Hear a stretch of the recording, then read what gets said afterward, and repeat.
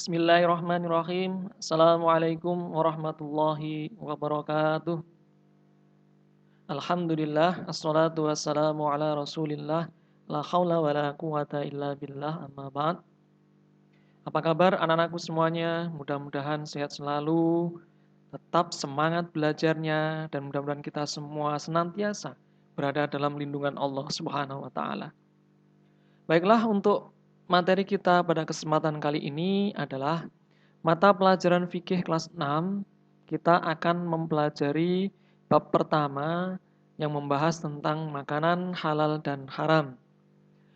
Untuk bisa memahami ini, maka Bapak harapkan kalian menyimak video ini dari awal sampai dengan selesai, supaya poin-poin materi yang kita pelajari bersama ini benar-benar bisa kita kuasai, bisa kita tuntaskan, dan mudah-mudahan menjadi ilmu yang bermanfaat. Mengawali pembahasan kita tentang makanan halal dan haram, ada baiknya kita menjawab pertanyaan yang mungkin muncul dalam benak kita, yang muncul dalam hati dan pikiran kita. Mengapa sih kita harus mempelajari bab makanan? Bukankah makanan itu sesuatu yang biasa? Itu kan memang kebutuhan manusia selama dia masih hidup. Lantas, seberapa penting sampai makanan ini kok dibahas dalam kajian fikih? Baik, untuk menjawab ini, mari kita ambil pelajaran dari kisah manusia pertama, yaitu Nabi Adam alaihissalam. Kita tahu beliau Nabi Adam alaihissalam itu diciptakan Allah sebagai penghuni surga, beserta dengan istrinya, Ibu Hawa. Namun beliau berdua, karena melanggar ketaatan kepada Allah, yaitu dengan memakan makanan yang tidak diizinkan Allah Subhanahu wa Ta'ala untuk dimakan, maka beliau berdua harus meninggalkan surga dengan segala keindahan dan kemewahannya, serba kecukupannya, dan aneka pelayanan apapun yang diminta diberikan secara langsung oleh Allah Subhanahu wa Ta'ala. Itu semua harus ditinggalkan dan turun ke bumi yang kondisinya waktu itu sudah semestinya dan sudah hampir dipastikan tidak seperti sekarang. Fasilitas lengkap, apa kendaraan ada, makanan sajian di mana-mana ada. Bumi masih berisi tanaman, hewan, bebatuan, lautan, dan beliau Nabi Adam alaihissalam beserta istrinya diturunkan ke bumi ini dalam kondisi terpisah satu sama lain. Hingga beratus-ratus tahun beliau akhirnya bertemu di Jabal Rahmah. Dan itu semua dijalani sebagai hukuman Allah atas ketidaktaatan yang telah dilakukan oleh Nabi Adam alaihissalam beserta istrinya. Yaitu apa? Melanggar memakan makanan yang tidak diizinkan oleh Allah Subhanahu wa Ta'ala. Inilah pentingnya kita mempelajari tentang bab makanan. Karena ini menjadi rutinitas kita, menjadi kebutuhan kita sehari-hari sepanjang hidup kita di dunia. Supaya bisa berhati-hati, mari kita simak bersama pelajaran materi fikih tentang makanan halal dan haram. Mudah-mudahan menjadi ilmu yang bermanfaat bagi kita semuanya. Baik, mari kita mulai bersama. Kita awali dengan pengertian tentang makanan halal. Apa sih makanan halal itu? Makanan halal adalah makanan yang diizinkan oleh syariat Islam untuk dikonsumsi. Dan yang dimaksud syariat Islam di sini adalah ketentuan yang bersumber dari perintah Allah Subhanahu wa Ta'ala dan Rasulullah Sallallahu Alaihi Wasallam yang tercantum di dalam Al-Quran dan hadis.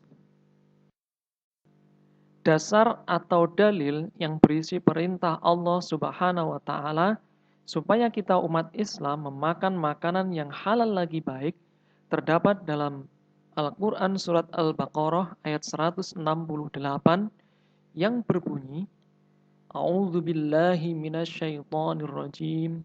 Bismillahirrahmanirrahim.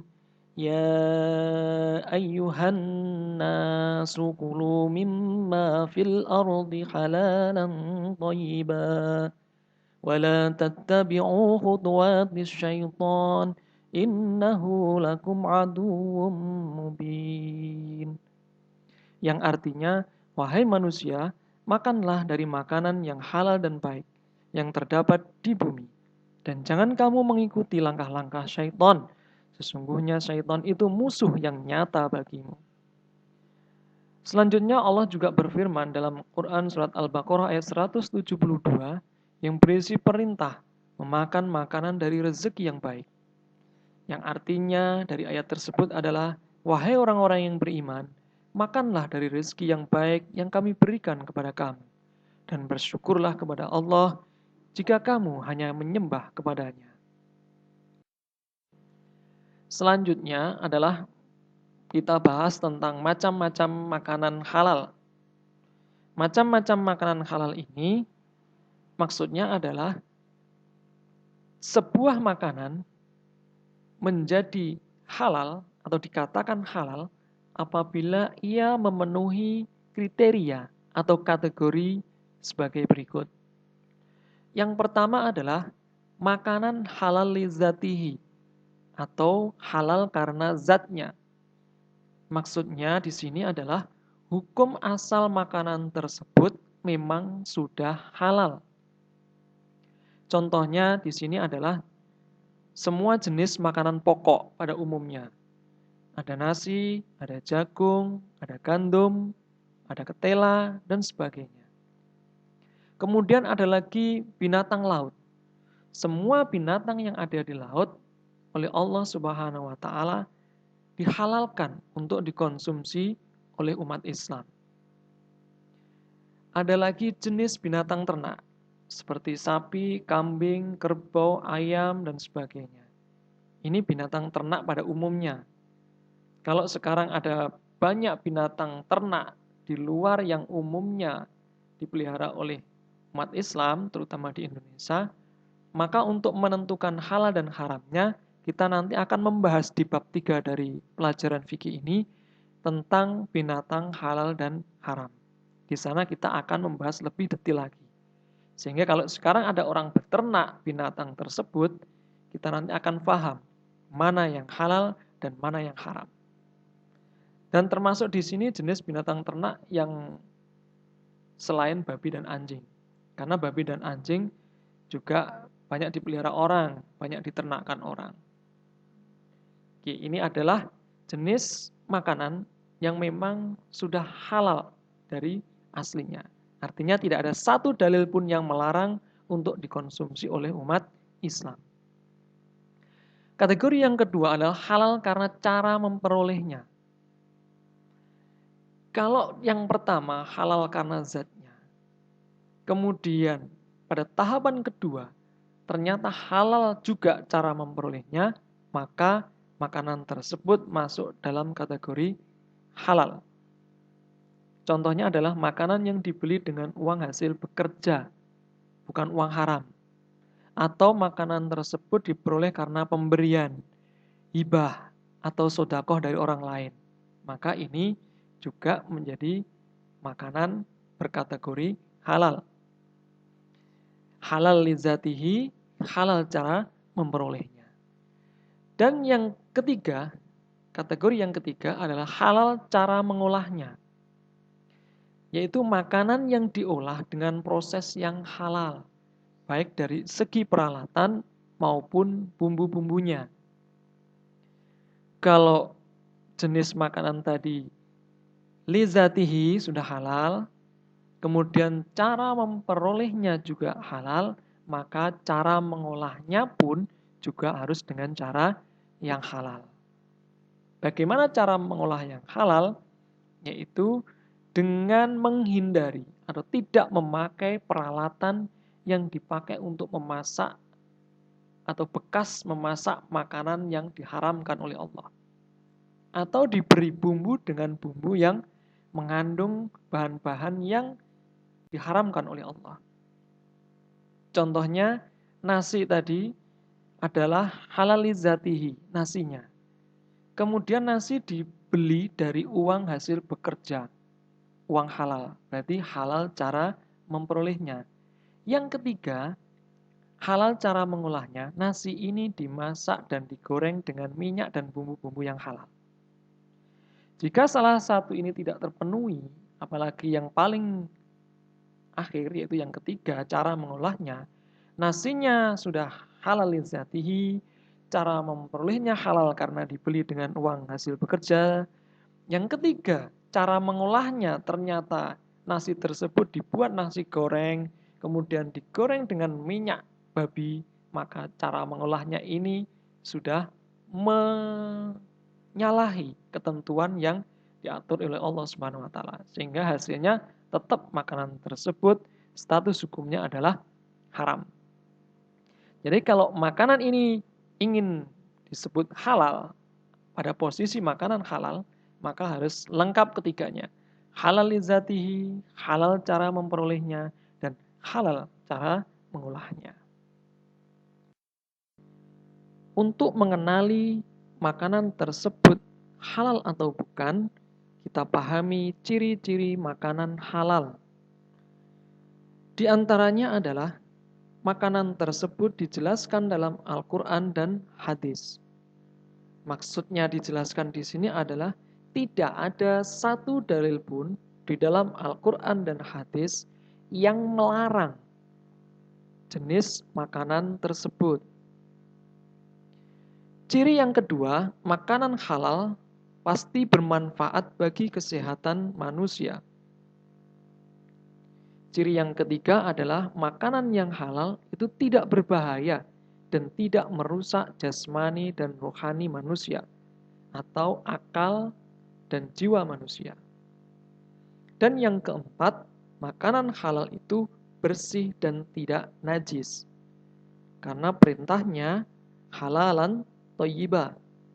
Thayyiba atau at-thayyibat itu adalah sesuatu yang baik, sesuatu yang bersih, sesuatu yang tidak najis, sesuatu yang tidak menjijikkan. Maka itu adalah kategori halalan thayyiba. Dan di sini kita ambil dalam bentuk kalimat bersih dan tidak najis. Supaya kita terus termotivasi untuk membiasakan selalu memakan makanan yang halal, ada baiknya kita pahami hikmah yang terkandung dari kebiasaan memakan makanan yang halal. Yang pertama, dengan memakan makanan yang halal, maka terjaga kesehatan jasmani dan rohani kita, kesehatan akal dan jiwa kita. Yang kedua, doa kita mudah dikabulkan oleh Allah Subhanahu wa taala. Karena tubuh kita tidak kemasukan makanan yang haram. Otomatis tubuh kita bersih dan orang yang bersih akan lebih mudah dekat dengan Allah. Dan kalau sudah dekat, maka doanya akan mudah dikabulkan oleh Allah Subhanahu wa taala. Hikmah yang ketiga adalah kita dijauhkan dari siksa api neraka. Karena kita membangun ketaatan terhadap Allah Subhanahu wa taala mulai dari hal kecil, yaitu tentang makanan. Karena itu balasan Allah, kita akan dijauhkan dari siksa api neraka. Selanjutnya, hikmah keempat adalah memakan makanan yang halal akan menumbuhkan perbuatan baik. Hati kita menjadi lembut, tutur kata kita akan menjadi sopan, kita akan tumbuh menjadi pribadi yang jujur. Ringan bagi tubuh kita ini untuk diajak berbuat baik. Untuk sholat 5 waktu mudah. Untuk belajar mudah. Untuk menghafal mudah. Karena perbuatan baik ini lahir dari tubuh yang bersih, yang terbebas dari makan makanan yang haram. Selanjutnya yang kelima, dengan memakan makanan yang halal, maka pikiran menjadi tenang. Ketenangan ini bersumber dari zat yang maha tenang, yaitu Allah. Karena kita selalu berupaya berhati-hati untuk menjaga tubuh kita agar tidak kemasukan makanan haram dan selalu membiasakan memakan makanan halal, maka kita akan lebih mudah untuk dekat dengan Allah yang Maha Tenang. Pikiran kita menjadi tenang, beribadah tenang, hidup tenang, dan kalau sudah mendapatkan ketenangan seperti ini, insya Allah kehidupan kita, baik di dunia sampai nanti dengan di akhirat, kita akan selalu menjadi pribadi yang tenang.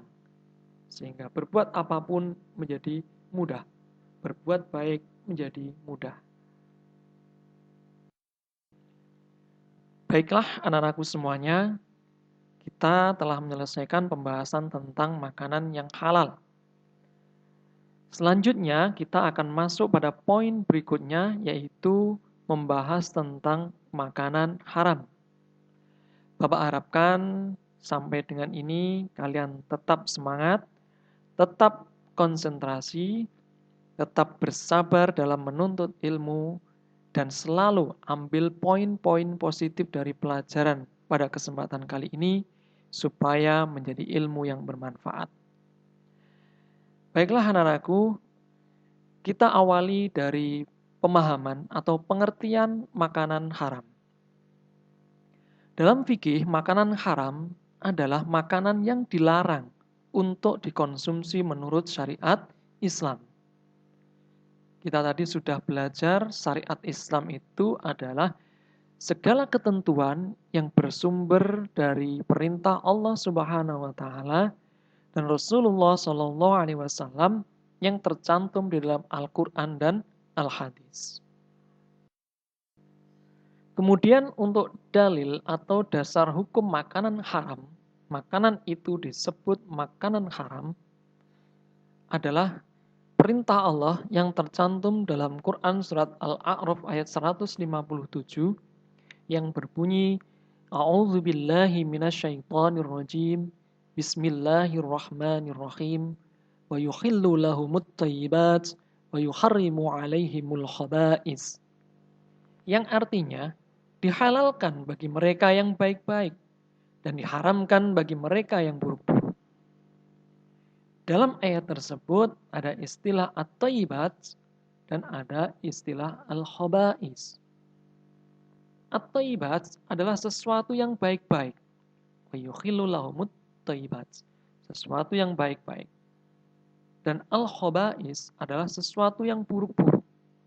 Wa yuharrimu alaihimul khaba'is. Al-khaba'is, sesuatu yang buruk, yang jelek, yang kotor, yang menjijikkan. Ini adalah masuk dalam kategori al-khaba'is. Selanjutnya, dalil tentang makanan haram juga terdapat dalam Al-Quran surat Al-Ma'idah ayat 3, yang artinya dari ayat tersebut adalah diharamkan bagimu memakan bangkai, darah, daging babi, daging hewan yang disembelih atas nama selain Allah, yang tercekik, yang mati terpukul, yang mati jatuh, yang mati ditanduk, yang mati diterkam binatang buas, kecuali yang sempat kamu menyembelihnya. Dan diharamkan bagi kamu yang disembelih untuk berhala atau sesajen. Dan diharamkan juga mengundi nasib dengan anak panah. Supaya kita lebih jelas lagi memahami tentang jenis makanan haram, maka simak kategori jenis makanan haram sebagai berikut. Yang pertama adalah haram aini, atau mungkin bisa juga dikatakan haram lizatihi. Haram aini atau haram lizatihi. Maksudnya adalah hukum asalnya memang sudah haram. Aslinya sudah haram. Yang termasuk dalam haram aini ini adalah dari kategori hewan. Di sini ada babi, ada anjing, ada buaya, ular, dan lain sebagainya. Lebih detail nanti kita bahas di bab 3 fikih kita tentang binatang halal dan haram. Selanjutnya, ada juga contoh dari nabati atau dari tumbuh-tumbuhan. Ini contoh haram aininya terdapat pada tanaman ganja, tanaman kecubung, ada juga trompet setan yang kembangnya seperti trompet, dan sebagainya. Karena tumbuh-tumbuhan tersebut mengandung sifat memabukkan, membuat orang tidak sadar, membahayakan bagi tubuh dan jiwa manusia, maka menjadi berkedudukan sebagai tanaman yang haram aini. Dan ini tidak boleh dimakan oleh umat Islam. Kemudian yang masuk kategori haram aini lagi adalah semua benda yang berasal dari perut bumi. Ya, selain air, ada timah, ada aspal, ada logam, dan lain sebagainya. Itu adalah benda-benda berbahaya yang tidak boleh itu tercampur dalam atau dicampur dengan makanan untuk dikonsumsi umat Islam. Karena sifatnya yang membahayakan bagi kesehatan dan tubuh manusia. Jenis haram yang kedua adalah haram sababi. Haram sababi atau biasa disebut juga dengan haram li ghairihi. Haram sababi atau haram li ghairihi ini, hukum asal makanan tersebut adalah halal sebenarnya. Tetapi berubah karena adanya sebab. Dan sebab tersebut ada dua macam. Pertama, sebab cara memperolehnya, dan yang kedua, sebab cara mengolahnya. Contohnya adalah sebab cara memperolehnya karena makanan tersebut ternyata diperoleh dengan cara membeli menggunakan uang hasil mencuri, uang haram, hasil menipu, hasil dari riba, yaitu melipat gandakan bunga pinjaman dan lain sebagainya. Nah inilah yang membuat makanan tadi yang semula hukumnya halal berubah menjadi haram karena adanya sebab cara memperolehnya. Sebab yang kedua adalah cara mengolahnya. Makanannya semula halal karena dimasak dengan alat bekas memasak makanan haram, misalkan habis memasak daging babi dan sebagainya, tidak dicuci tapi langsung dipakai untuk memasak makanan halal tersebut, atau juga dimasak dengan menambahkan bumbu-bumbu, misalkan minyak babi dan sebagainya, atau bumbu lain yang haram, maka status hukum dari makanan tersebut yang semula halal berubah menjadi haram. Karena adanya sebab, yaitu cara mengolahnya yang melanggar ketentuan syariat Islam.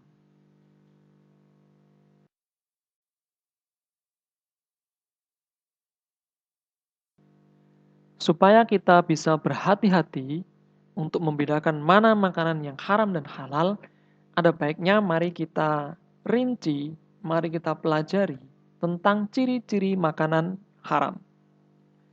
Ciri-ciri makanan haram yang pertama adalah makanan tersebut membahayakan kesehatan. Membahayakan kesehatan. Yang kedua, makanan tersebut merusak akal pikiran, tubuh, dan jiwa manusia. Ini dalam bahasa fikih, makanan tersebut mendatangkan kerusakan. Maka istilahnya disebut dengan membawa maldorot. Maldorot atau mudorot. Itu adalah istilah yang berarti membawa kerusakan atau mendatangkan kerusakan. Jika makanan yang kita makan ternyata itu bisa merusak akal pikiran, tubuh, dan jiwa manusia, berarti itu masuk kategori makanan haram. Segera jauhi, hindari, dan tinggalkan. Jangan sampai mengkonsumsinya. Yang ketiga, ciri-ciri makanan haram itu adalah memabukkan atau beracun. Jika kita menemui makanan model seperti ini, maka ini adalah masuk kategori makanan yang haram. Karena ia memabukkan, membuat orang tidak sadar, bahkan beracun, meracuni tubuh kita sehingga membuat tubuh kita ini menjadi rusak, menjadi sakit, dan sebagainya. Ini berarti makanan tersebut adalah masuk kategori makanan haram. Dan yang keempat, makanan haram itu penampilannya kotor dan menjijikkan. Kotor, menjijikkan, najis. Ini kalau dalam bahasa Al-Quran disebutkan dalam Quran surat Al-A'raf ayat 157 yang tadi kita bahas di atas, istilahnya adalah khobais. Kotor, menjijikkan, buruk. Kemudian satu lagi ada najis. Maka ini semua menjadi satu bahasa dalam Al-Quran, yaitu al-khobais. Wa yuharrimu alaihimul khobais, dan diharamkan bagi mereka sesuatu yang buruk, kotor, menjijikkan, dan najis. Untuk melengkapi pengetahuan kita tentang jenis makanan haram, maka di sini ada beberapa jenis makanan yang diharamkan, tetapi memiliki pengecualian, ada yang dihalalkan. Apa itu? Mari kita simak. Di sini ada bangkai. Bangkai dalam Al-Quran surat Al-Ma'idah ayat 3, kita haram memakan bangkai. Tetapi ada bangkai yang dihalalkan, yaitu bangkai ikan dan belalang. Dasarnya adalah hadis Rasulullah SAW yang diriwayatkan oleh Ibnu Majah, dihalalkan bagi kita dua macam bangkai, yaitu ikan dan belalang. Selanjutnya, jenis makanan yang diharamkan, tetapi ada pengecualiannya adalah darah. Dalam Al-Quran surat Al-Ma'idah, setelah bangkai ada darah. Apapun jenis darahnya yang dimasak, itu adalah haram bagi kita untuk memakannya. Kecuali ada dua macam darah yang dihalalkan, yaitu hati dan limpa binatang halal. Boleh dimakan. Kita harus berhati-hati, darah ini kalau diolah, kemudian kita tidak paham, maka kita akan terjebak memakan makanan yang haram. Darah ini biasanya kalau di lingkungan kita, itu digoreng. Cara masaknya digoreng, kemudian diiris-iris, dan penampilannya nyaris mirip tahu yang di bumbu bacem, atau kayak hati yang digoreng. Maka kita harus teliti sebelum kita membeli atau mau mengonsumsi. Nah, dalam bahasa umum di masyarakat, darah yang dimasak, digoreng seperti ini, ada yang menyebut didih, ada yang menyebut saren, dan ada juga yang menyebut maras. Tiga istilah ini adalah sama. Intinya adalah darah yang digoreng. Sehingga kalau kita tidak berhati-hati, kalau kita masuk ke warung, ke depot, ke restoran, ada sajian seperti ini, maka hati-hati. Pastikan itu tahu atau bukan, hati atau bukan. Kalau ragu-ragu, mending bertanya. Kalau malu bertanya, mending nggak usah dikonsumsi. Ditinggalkan saja karena kita khawatir itu adalah darah yang digoreng, alias didih, saren, atau maras. Kemudian jenis makanan yang diharamkan itu ada makanan yang buruk, menjijikkan, dan najis. Seperti kecoa, lalat, tikus, cacing, kutu, dan lain sebagainya. Ini jelas masuk kategori al-khobais. Dalam Al-Quran, Al-A'raf ayat 157 jelas. Ini adalah jenis makanan yang diharamkan. Supaya kita lebih berhati-hati terhadap makanan-makanan yang haram, maka perlu kita perkuat hati kita dengan mengetahui apa akibat kalau sampai umat Islam nekat atau membiasakan diri memakan makanan yang haram. Akibat memakan makanan yang haram, yang pertama adalah makanan haram akan merusak kesehatan jasmani dan rohani manusia, akal dan jiwa manusia. Itu sudah pasti. Di atas tadi sudah kita bahas. Karena kandungan zat dalam makanan haram itu dilarang oleh Allah, diharamkan oleh Allah karena mengandung madharat. Mengandung madharat. Madharat adalah sesuatu yang mendatangkan kerusakan, keburukan, dan berbahaya. Itu yang pertama. Yang kedua, akibat memakan makanan yang haram, doa dan ibadah kita tidak diterima oleh Allah Subhanahu wa taala. doa kita tidak dikabulkan oleh Allah Subhanahu wa Ta'ala, karena di dalam tubuh kita terkandung zat-zat dari makanan haram, sehingga tubuh kita menjadi tubuh yang kotor. Tubuh yang kotor tidak bisa untuk dekat dengan Allah, karena Allah menyukai orang yang bersih dan mensucikan diri. Innallaha yuhibbut tawwabina wa yuhibbul mutatahhirin. Selanjutnya, makanan haram bisa juga merusak amal solih kita. Pahala-pahala yang sudah kita kumpulkan di sepanjang hidup kita, kalau kita masih terbiasa atau mencoba-coba untuk memakan makanan yang haram dengan sengaja, maka amal-amal kita ini bisa terkikis oleh perbuatan kita, karena kita melanggar ketaatan kepada Allah Subhanahu wa Ta'ala. Selanjutnya, akibat makan makanan yang haram, ketenangan hidup kita dicabut oleh Allah Subhanahu wa Ta'ala. Bisa dibayangkan kalau kita punya kehidupan yang tidak tenang, hati yang selalu kemerungsung, gampang panik, berpikir tidak tenang, apapun yang dilakukan hanya mengikuti hawa nafsu, maka ini sangat berbahaya bagi hidup kita. Kemudian akibat selanjutnya adalah menyebabkan keturunan kita menjadi rusak.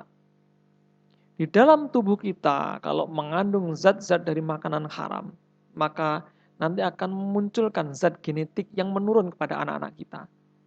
Maka jangan heran kalau nanti ada anak-anak yang sulit diatur, sulit untuk diajari ngaji, sulit untuk diajak berbuat baik, berat sekali untuk diajak beribadah, bahkan keturunannya cenderung untuk menuruti hawa nafsu dan pola kehidupannya jauh dari tuntunan agama Islam.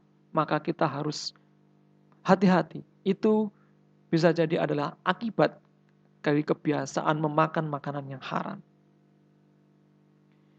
Dan akibat selanjutnya adalah makanan haram memunculkan sifat-sifat tercela atau sifat-sifat syaitoniyah. Karena sifat tercela itu adalah sifatnya syaiton yang sering memperturutkan hawa nafsu manusia.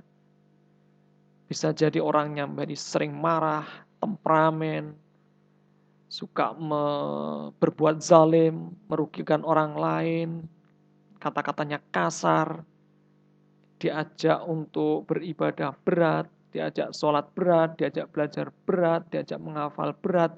Itu semua adalah pengaruh dari kebiasaan memakan makanan yang haram. Baik haram aini maupun haram sababi. Jadi kita harus mulai berhati-hati dari sekarang. Anak-anakku semuanya, berikut adalah cara menghindari makanan haram. Yang pertama adalah biasakan membaca basmalah sebelum makan.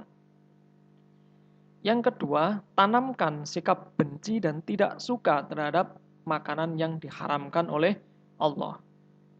Kalau Allah membenci makanan tersebut, sedangkan kita nekat memakan makanan tersebut, otomatis kita menjadi hamba yang dibenci oleh Allah. Yang ketiga, berhati-hatilah dan teliti dengan makanan yang berada dalam kemasan instan.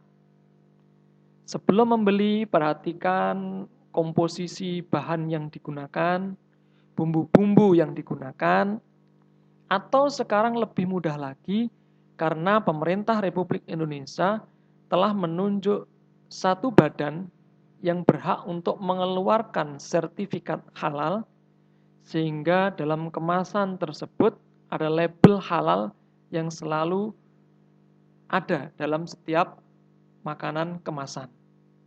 Badan tersebut adalah MUI, Majelis Ulama Indonesia. Itulah satu-satunya badan yang berhak mengeluarkan sertifikat halal. Karena tidak semua makanan terinci secara detail di Al-Quran dan hadis, maka para ahli agama inilah, para ulama inilah nanti yang akan meneliti makanan tersebut apakah masuk dalam kategori halal ataupun haram. Jika tidak ada label halalnya bagaimana? Maka sebaiknya itu dihindari, karena itu membuat kita ragu-ragu. Dan dalam Islam, setiap ada sesuatu hal yang meragukan, maka sebaiknya ditinggalkan. Dan yang terakhir adalah tanamkan keyakinan bahwa makanan haram akan merusak dan membahayakan jiwa kita. Yang paling penting pada poin ini kita adalah mengingat selalu akibat yang timbul dari memakan makanan yang haram. Kalau kita tahu bahwa itu akan merusak jiwa kita, merusak tubuh kita, merusak keturunan kita, merusak amal soleh kita, dan merusak hubungan kita dengan Allah Subhanahu wa Ta'ala, maka otomatis itu akan memberikan kekuatan bagi kita untuk selalu menghindari memakan makanan yang haram.